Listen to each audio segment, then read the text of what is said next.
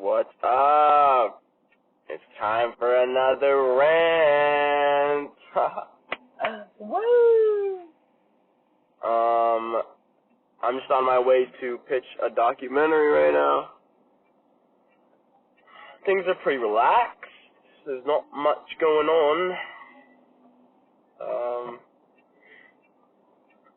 What did I want to talk about?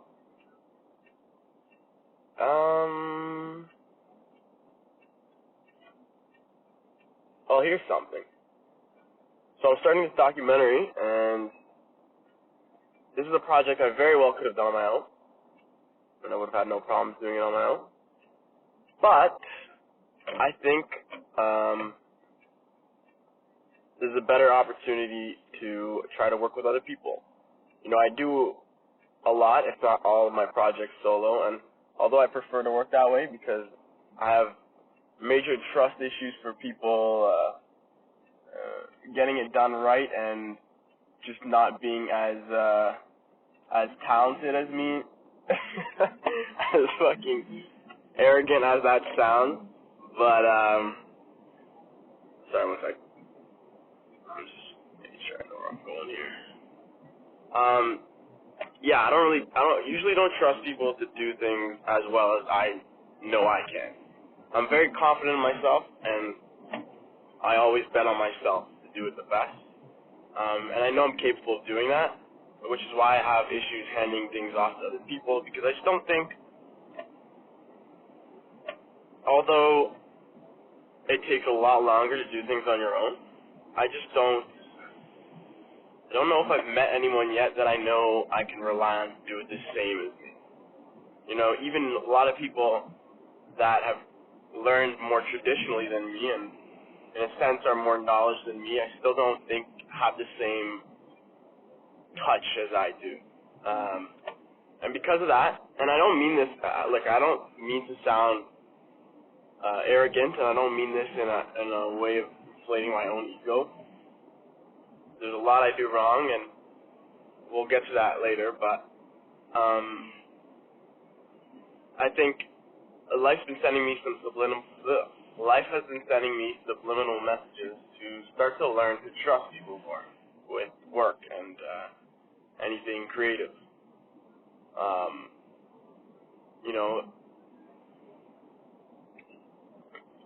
I think that's a skill and a muscle in my mind that I need to learn how to train, because ultimately there's going to come a time where I'm really going to need to lean on someone or need someone for help. And if I can't be a good lead, if I can't communicate well, and if I can't give work off knowing and trusting people to do it, not necessarily as well as me, but in their own way. You know, everyone has their own vision for something and their own gift that they have to offer. And the issue I have is I want things to be exactly how I see it, exactly a certain way, because that's just what I've known for so long. That's whenever I create something, I see it clearly and I make it happen. That's how I work, and that's how I enjoy working. But you can't be closed-minded to other people's ideas, because usually they have just as good ideas as you do. You know, execution's a different story. You know, not everyone can execute on their ideas and see them to fruition, but a lot of people have their own ideas and their own way of doing things, and more often than not, you can learn a lot from watching and working with people that do it like that. It's not bad. I can't see shit, man.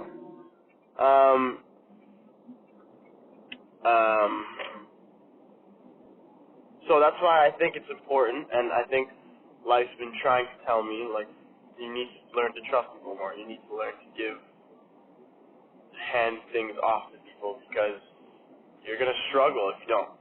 There's going to come a point where you really need someone, and if you don't have the skills or the ability to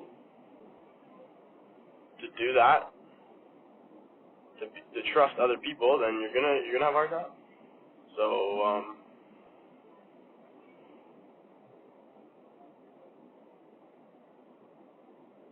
So yeah, I need to, so I think, although I could have done this project myself, and a reason I have trust issues is because I've been burnt in the past. Like, I've had working relationships where it was almost like a high school project where you have one person that does all the work and everyone else just kind of fucking goofs off.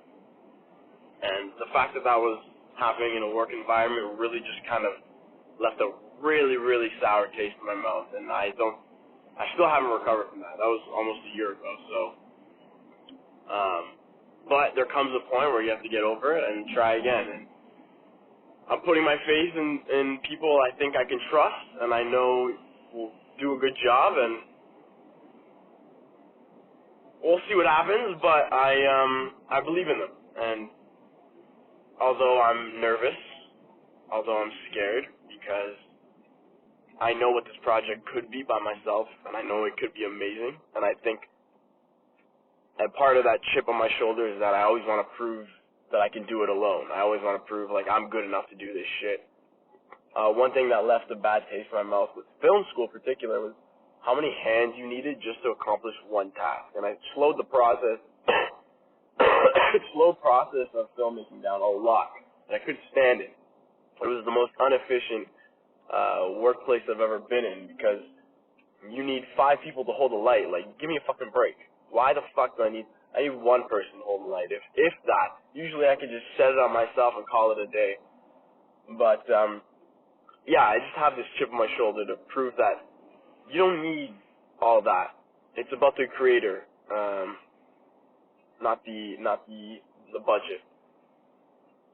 And, it's always been like a goal of mine to prove that to people and make people wonder what the fuck am I doing over here when they see my work. That's pretty much the goal I've always had.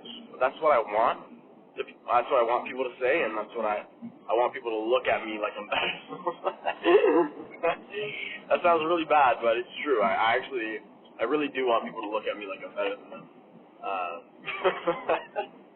That sounds so fucking bad.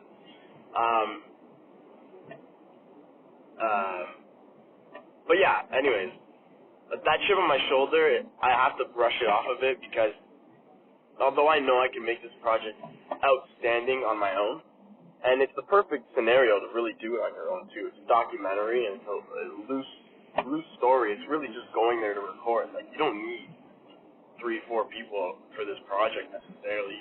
You know, one guy could do it all, but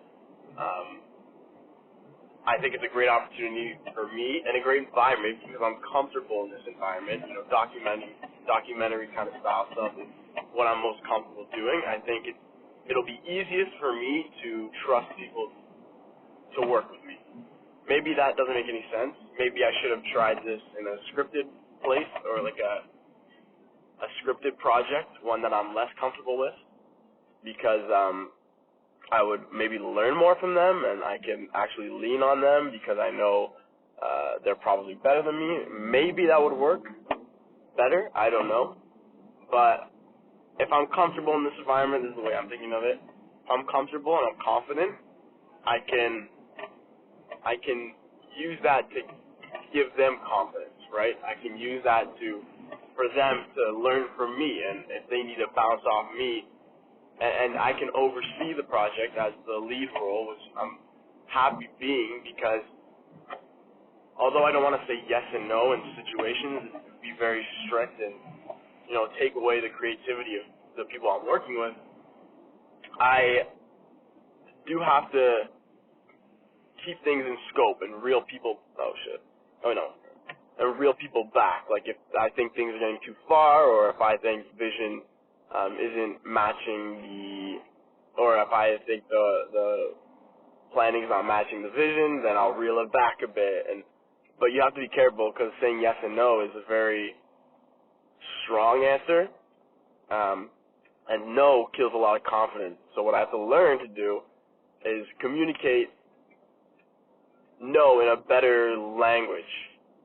I have to say it better, if that makes any sense. Like, I can't just say, no, we're not doing that idea, it's not going to work. I have to help them understand, break it down with them. If someone comes to me with a an idea that might be out of scope, might be out of reach, I break it down with them. Why do you think this would work? I show them aspects that I love, that I want them to keep in mind.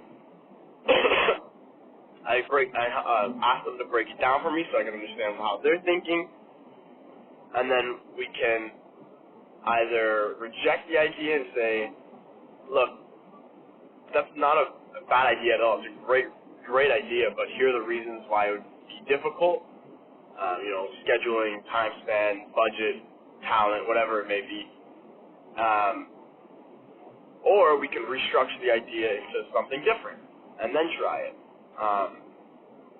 That's my role. That's what I have to learn to do, because it's not easy doing that. At the end of the day, in a lead position, you are working with relationships. You're not necessarily working for art or for the project. You're really working to keep people's head above the water and help them see the vision as thoroughly as you do, and making sure you're not bullying them or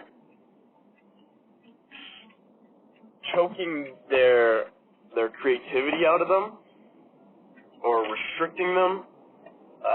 You want to feel like they're heard, and that's honestly a really, really hard thing to do, because naturally in this industry there's a lot of ego, myself included.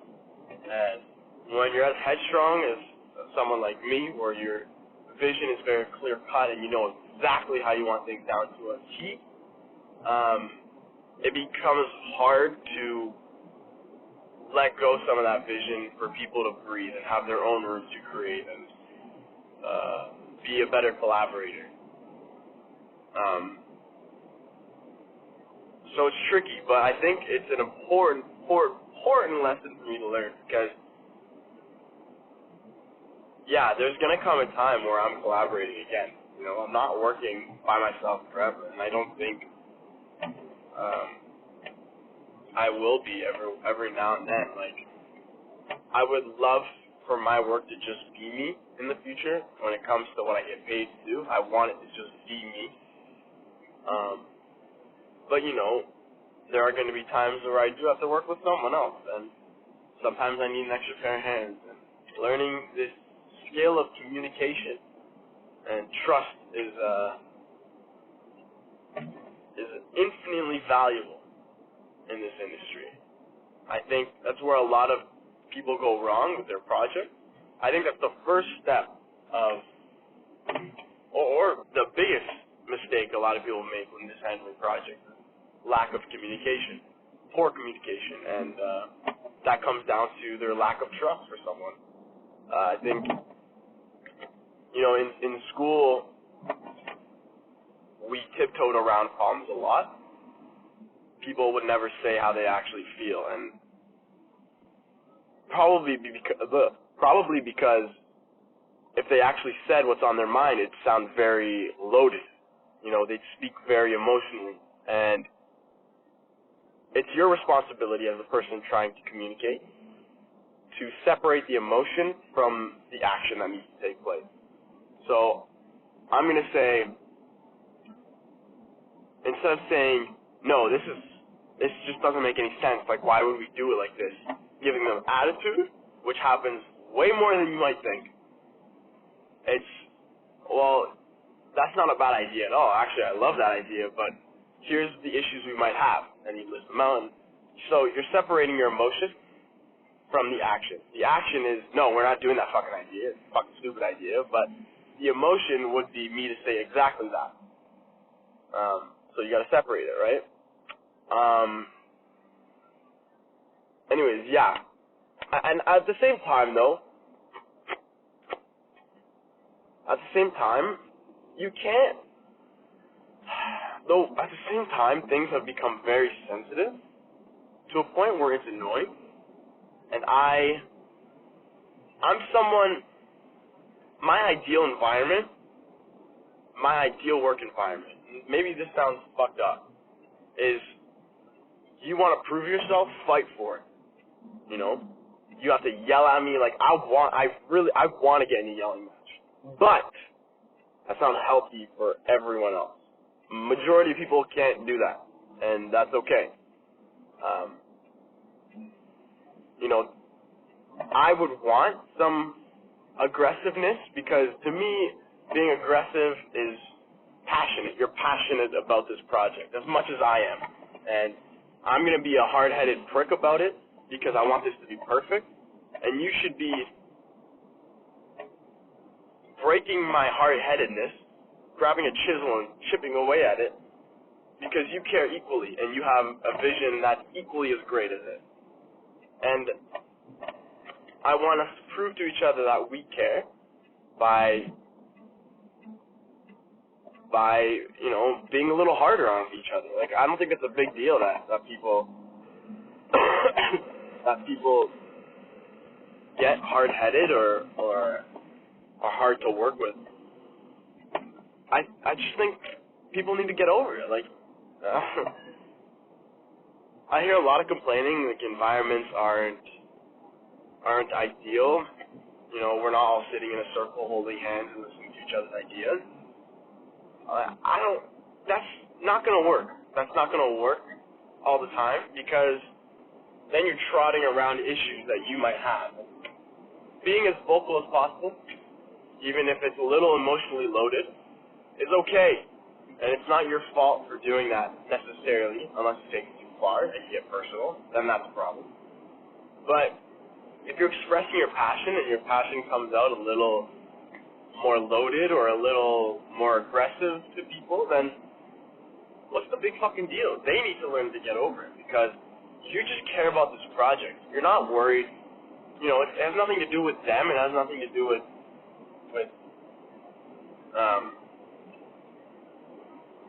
any one person. It's just a matter of, I see what this project can be. Let me push it there. Let me help you guys push it there. I'm going to use my voice to get this influence so I can influence this project. It's going to take me to get maybe a little angry, frustrated, or whatever it may be. And maybe someone isn't performing. Maybe someone is slacking off. You got to tell them. You have to tell them. You let that shit slide, it's going to be a problem that's going to grow and take away so much of our project. It's not worth it. So, look, I am okay with an environment that's a little emotional, that's a little more heavy, you know, a little more hot. I don't think that's a problem, okay? And when I hear people complain that, oh, it's a hard environment, like unhealthy work environment, unhealthy work habits and conditions. When they're speaking, like, I'm not talking about hours, okay? It's not related to the topic at all. But when I'm talking about mentality, and they say, well, the mentality of the work environment is unhealthy. It promotes unhealthy work environment. I don't know, man. Maybe I need to experience more for myself, but I just think you're being a bit of a bitch, to be honest. If you can't handle it, don't come here. Don't come here. At the end of the day, if I'm mad at people, if I'm fucking frustrated and I want to yell at you and cuss you out and tell you how much of a fucking idiot you are, I'm not going to do that. But if I'm frustrated with the project and the direction things are going, and I get a little more angry or a little more frustrated or a little more emotionally loaded for the 15th time, it has nothing to...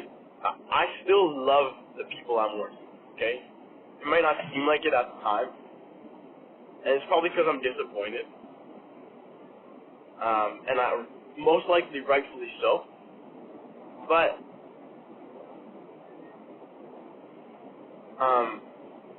it has nothing. People take it way too personally. You know, people take the environment way too personally. I just can't understand that because the people that take it really personally, I think, have a lot of reflecting of themselves to do because if you can't accept the fact that maybe you were shit in some area, maybe you did something wrong, then you're not gonna learn fast. You're not even gonna learn at all, to be honest. You shut that part of your mind out where like, oh, I didn't do anything wrong, or that.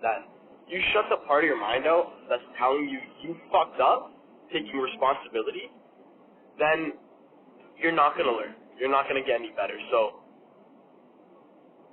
it is healthy, I think. I think it is healthy to have an environment that's a little more emotional. I think it's very healthy.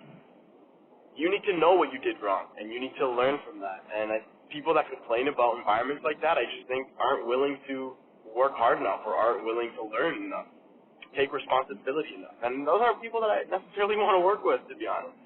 If you've worked with anyone that can't admit where they're going wrong, yeah, it's pretty fucking shit, I'm not going to lie. There's nothing fun about that. And usually the people that are the hardest on other people are also the hardest on themselves. The most reflective people. And that's why I'm okay with that environment. I know how much it means to them, and it means equally the same to me. And it's just, rather than being offended, I'm more appreciative that they care that much about the project.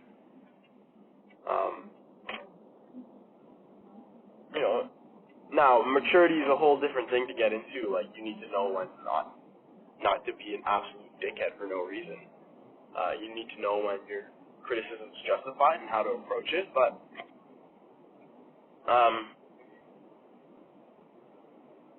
yeah, man, like, I think, besides that, I think it's important for me to learn this skill to trust other people, because it's something I lack big time, and I don't know where to start, but we're going to find out, and hopefully things go well, but I imagine they will. I'm excited. It's going to be fun. I know there's going to be issues. I know there's going to be issues with vision and keeping a coherent direction. Things typically, when I've worked with other people, start to fly off the wall fast, and art style, direction of editing style, and keeping a piece coherent is actually a lot harder than most people think when you're trying to be free, when you're trying to let people give people space to move and be creative. It becomes, very hard to keep a coherent vision. So that's something I know I'm going to have a hard time with. And that's not in part due to the people I'm working with at all. Like, literally nothing to do with them. That's all me and my ability to communicate the idea effectively. So I'm definitely been nervous because I see the project clearly and how it should look, or how I want it to look, not should, but I'm definitely nervous it's going to go off the rails, but again, I'm a confident enough person in myself to trust myself to be honest with people I'm working with and be effective with the people I'm working with. So we'll see how it goes. I'm really, really going to be on it with this project. It's a short deadline too, and I'm happy and scared about that. I know.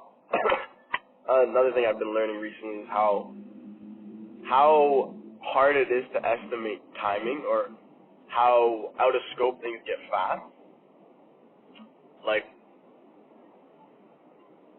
there's that famous saying, we overestimate how much we can get done in like a week, but underestimate how much in 10 years.